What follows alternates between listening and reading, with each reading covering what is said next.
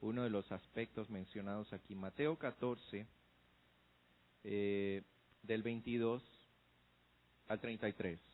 Y el pasaje se llama Jesús camina sobre las aguas, ¿verdad? Todos conocemos muy bien esta historia. Vamos a leerla para refrescar un poco y luego meditamos sobre ella. Cuando lo encuentren, por favor, pónganse en pie. Vamos a leer la palabra de Dios. Mateo 14, versículo 22 al 33.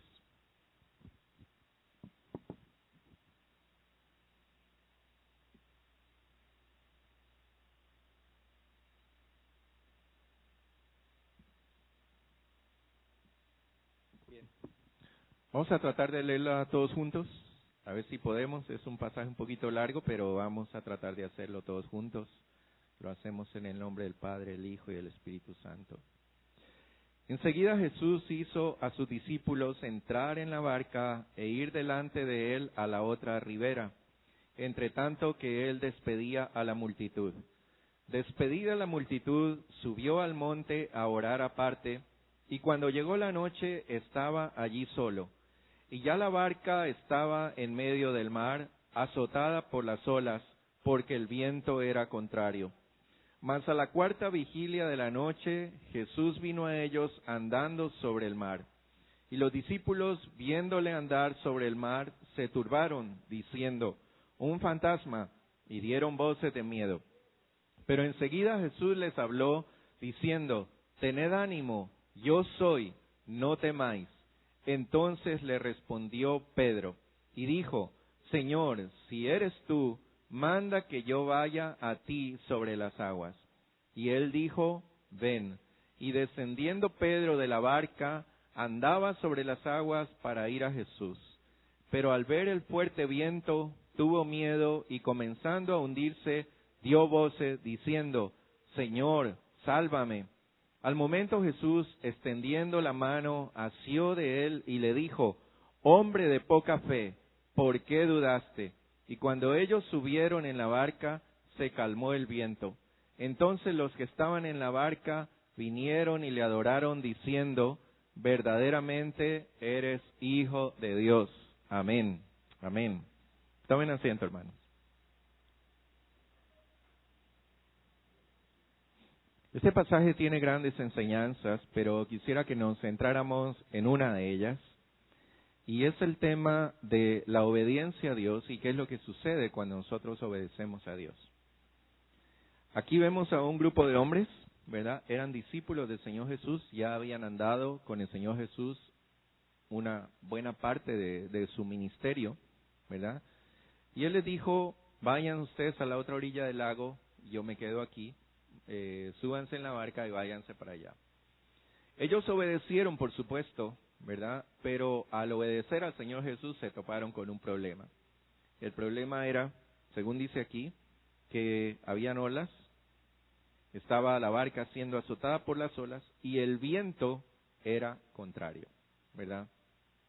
Todos nosotros entendemos que cuando obedecemos al Señor Jesús, el viento que vamos a recibir siempre es contrario, ¿verdad? Porque obedecer al Señor Jesús significa no obedecer al mundo y las cosas que el mundo nos pide hacer. Significa no obedecer a nuestros propios instintos, a nuestras propias emociones o sentimientos, y todos esos vientos se vuelven contrarios en nuestra vida. Y cuando un viento está contrario, ¿no es cierto?, es difícil caminar si vas caminando, y mucho más si estás en el agua, es difícil navegar, porque el viento es contrario, el viento es lo que movía a los barcos en esa época, ¿verdad?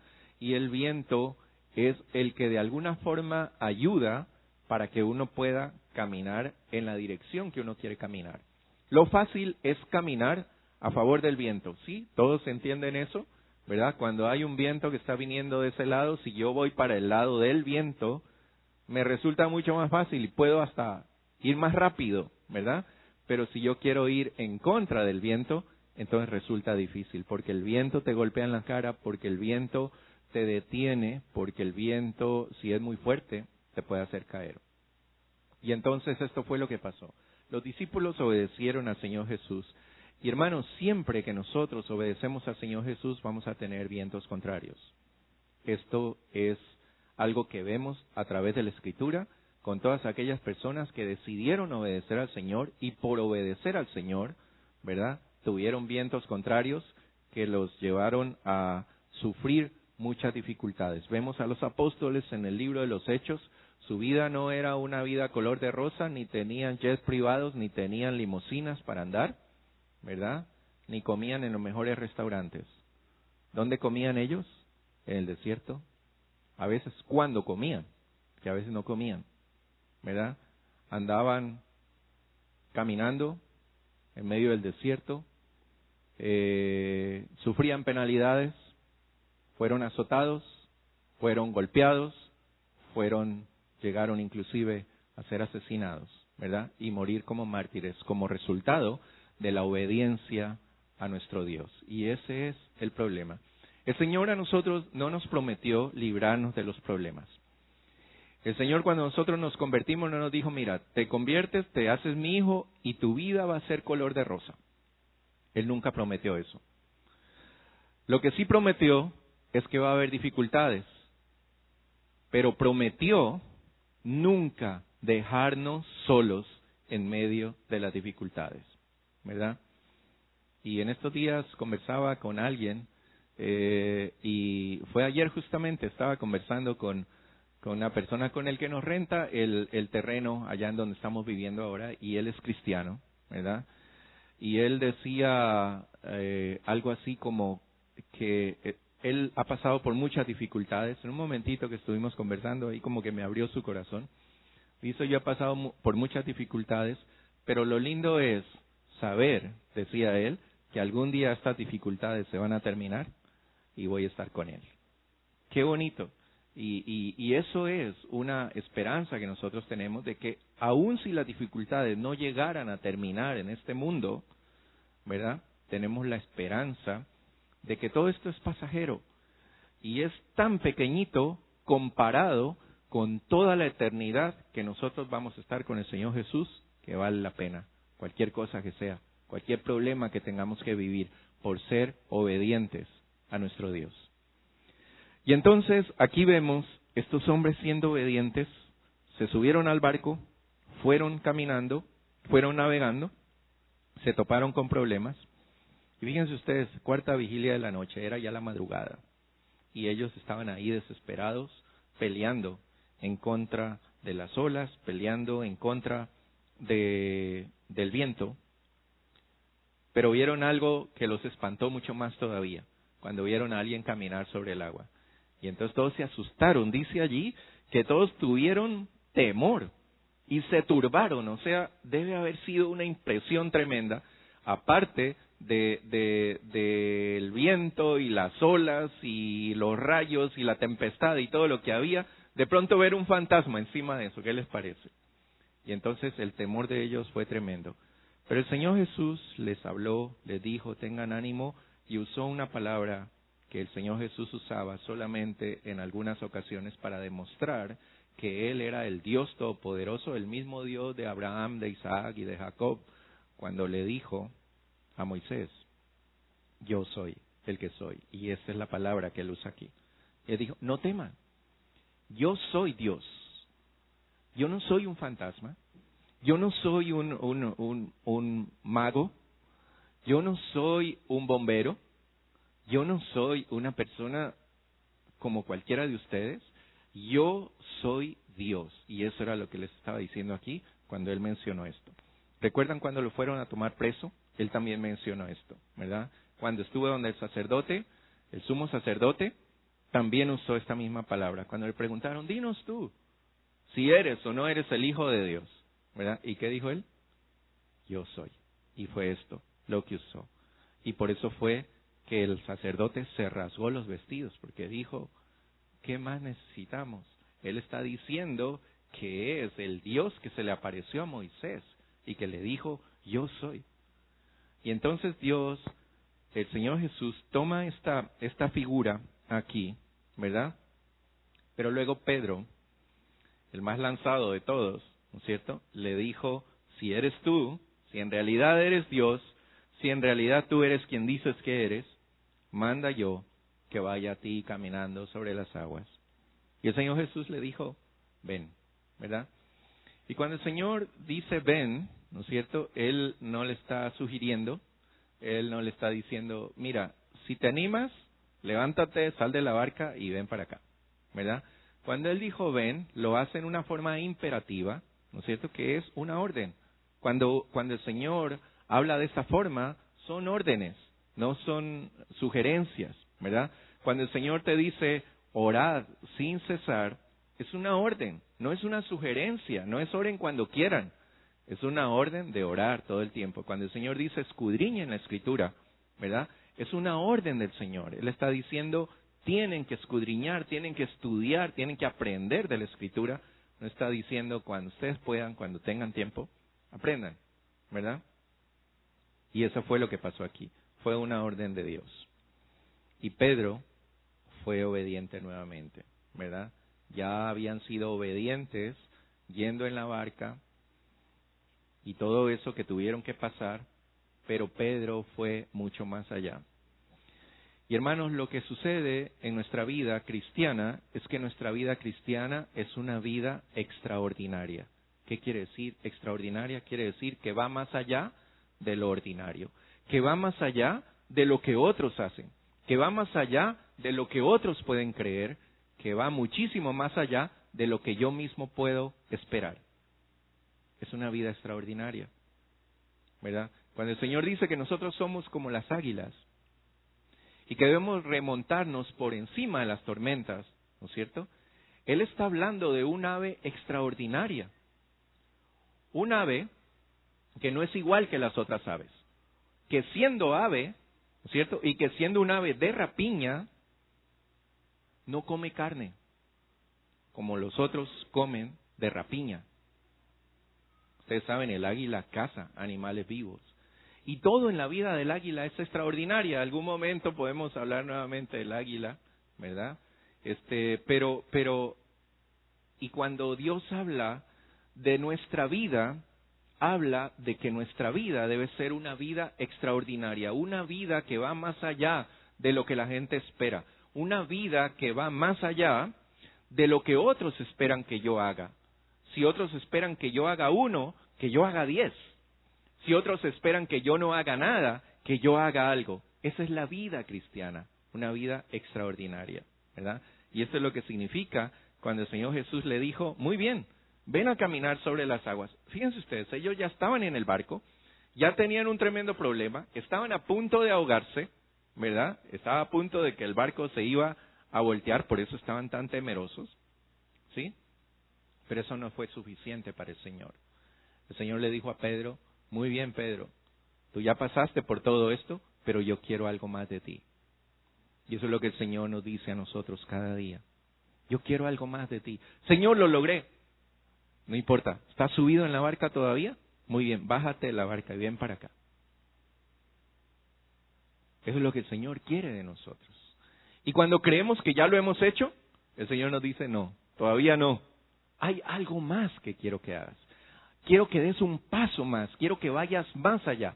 Quiero que hagas cosas que la gente común no hace. Quiero que hagas cosas que otros cristianos no hacen, pero quiero que tú lo hagas. Eso fue lo que le dijo a Pedro aquí. Y Pedro se bajó. Y fíjense ustedes qué tremendo. Comenzó a caminar sobre el agua Pedro, ¿verdad? Y el hombre estaba caminando, estaba feliz de la vida. Pero ustedes conocen el resto de la historia.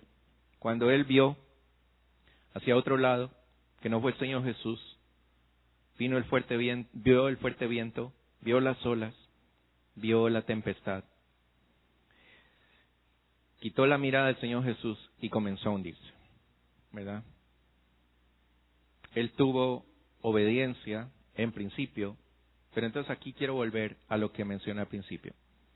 La obediencia al Señor siempre trae consecuencias. Consecuencias, estoy hablando de consecuencias de cosas que no nos gustan, de cosas que no son apetecibles para nuestra carne, para nuestros instintos, para nuestros deseos.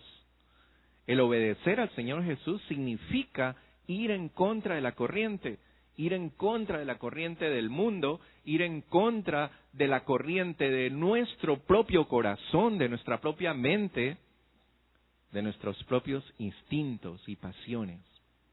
Eso significa obedecer al Señor Jesús, ¿verdad?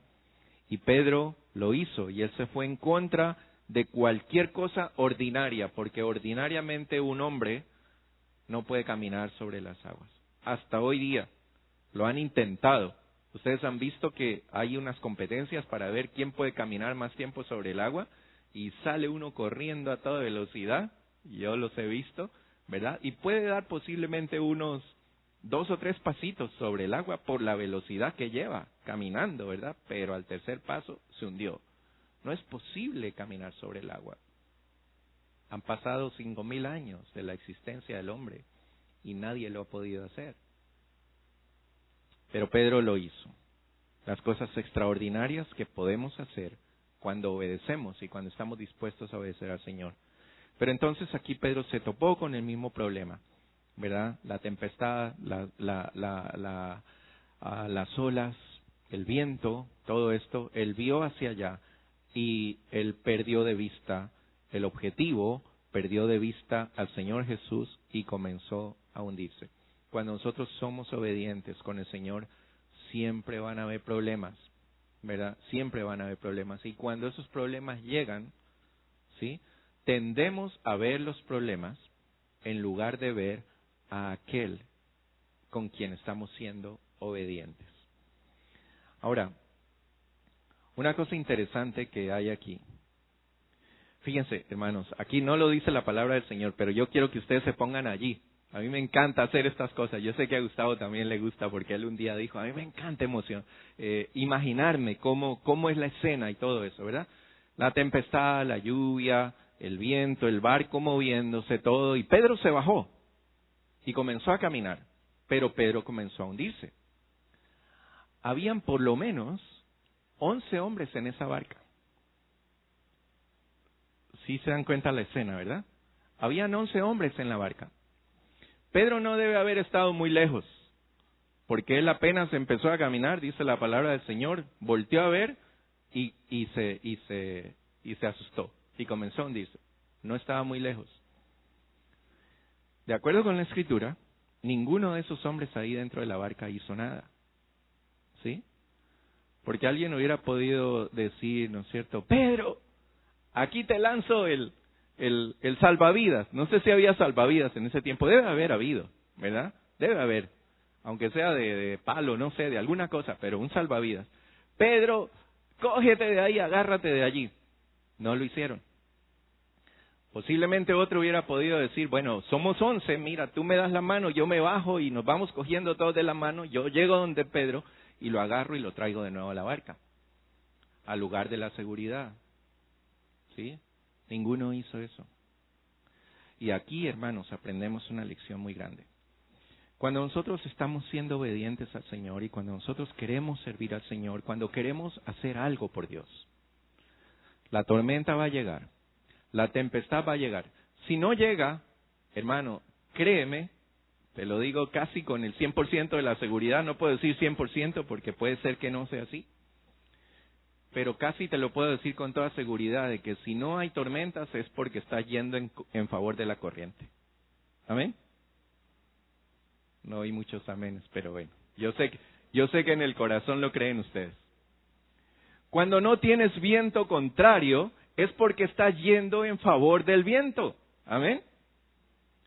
Cuando no tienes una tormenta en contra es porque estás huyendo de la tormenta. ¿Verdad? Pero cuando tú te enfrentas a lo que Dios quiere que hagas, cuando tú buscas hacer la voluntad de Dios, la tormenta va a venir, el viento contrario va a venir, todo eso va a venir. Es decir, no tenemos que tener ninguna duda. Y si no hay ninguna tormenta y tu vida está siendo de color de rosa, pues ponte delante de Dios para decirle, Señor, ¿qué está pasando? ¿Verdad? Pero no se asusten, no quiero decir que la vida cristiana siempre es una vida de problemas. No es así, tampoco. El Señor nos da satisfacciones, el Señor nos lleva, dice la palabra, de triunfo en triunfo, de gloria en gloria, es eso lo que Él quiere para nosotros. Él quiere bendecirnos, Él quiere ayudarnos, Él quiere sacarnos adelante en todo lo que nosotros emprendamos cuando lo hacemos conforme a la voluntad de Dios. Tampoco se asusten y decir, uy, la vida cristiana es una vida de tormenta. No. Piensen ustedes cada momento feliz de nuestra vida cristiana que hemos sentido la felicidad más grande, ¿verdad? Y cosas que solamente Dios puede hacer. Pero es una vida de tormenta también. Y entonces, ¿qué es lo que sucede cuando nosotros estamos atravesando por una dificultad? Estamos atravesando por una tormenta. Si no lo pedimos, escuchen bien esto lo que les quiero decir. Si no lo pedimos, por lo menos esperamos que las personas que están a nuestro alrededor, principalmente los que están más cerca a nuestro alrededor, nos ayuden. ¿Qué creen ustedes? ¿Sí o no? Pues estamos equivocados. Eso es lo peor que podemos pensar. Eso es lo peor que podemos pensar. Si tú crees que tu amigo va a estar allí para salvarte, estás equivocado. Si tú crees que tu papá, si tú crees que tu esposa, que es lo más cercano que uno tiene, va a estar allí a tu lado para ayudarte, no lo creas. No lo creas. Porque posiblemente tu esposa, sin darse cuenta, en vez de ayudarte, lo que está haciendo es, húndete un poquito más, que te hace falta ahí, que te sumerjas en el agua a ver si te limpias bien. ¿Cierto? Y uno ahí pataleando y la esposa ahí, métete más ahí al agua a ver qué pasa. Nadie lo va a hacer. Nadie lo va a hacer. ¿Y saben qué? Eso es bueno, no es malo. Eso es bueno, es lo mejor que nos puede pasar. Es lo mejor que nos puede pasar que nadie a nuestro alrededor, cuando hay una tormenta, nos ayude, nos salve, nos dé la mano, nos saque de allí. Porque entonces comenzaríamos a confiar en la esposa, en el amigo, en el pastor, en cualquier persona y quitar la mirada del Señor, que es el único que nos puede ayudar, de verdad. Entonces, cuando tu esposa te dé la espalda, dile a Dios, gloria a Dios. Cuando tu amigo, cuando tu pastor, cuando cualquier persona esté ahí en la barca viéndote que tú te estás ahogando allí y no haga nada por ti, dile, Señor, gracias. ¿Saben ustedes qué diferente sería nuestra vida si pensáramos de esa forma? En lugar de, este pastor, le dije que me llame y no me llamó, me voy de la iglesia. Esta esposa mía, no, yo voy donde mi pastor a decirle lo que esta mujer me está haciendo y me está diciendo, y yo estoy seguro que el pastor va a decir, consíguete otra. ¿Verdad? Es lo que podría suceder, ¿verdad? Y entonces lo que hay que decirle al Señor es, Señor, gracias. Porque muchas veces el Señor mismo está poniendo en el corazón de tu esposa o de tu amigo, del pastor o del líder, del que sea, el no hacer nada para que tú dependas exclusivamente y únicamente de Dios. Y cuando estás mirando a otros lados, entonces vuelvas a poner tu mirada allá y digas, Señor, todos esos que están en la barca no me pueden ayudar ni me quieren ayudar, pero tú, Señor, sálvame. Y eso fue lo que hizo Pedro. Pedro, cuando se estaba ahogando, levantó su mano y le dijo, Señor, no hay nadie que me pueda ayudar. No hay nadie, todos están ahí en la barca, Señor. Ninguno se ha lanzado a salvarme y yo me estoy ahogando. Hazlo tú, Señor, hazlo tú. ¿Y qué fue lo que el Señor hizo? Le dio la mano y lo sacó. Cuando él confió exclusivamente en Dios. Quisiera que fuéramos, por favor, al libro de 2 Corintios. Abran su Biblia. Por favor, vengan todos los domingos a la iglesia con Biblia. ¿Verdad? No se confíen de lo que está ahí arriba. Traigan su Biblia. Dice la palabra del Señor, y quiero terminar con esto y que cada uno de nosotros tenga esto en cuenta. Dice 2 Corintios capítulo 4,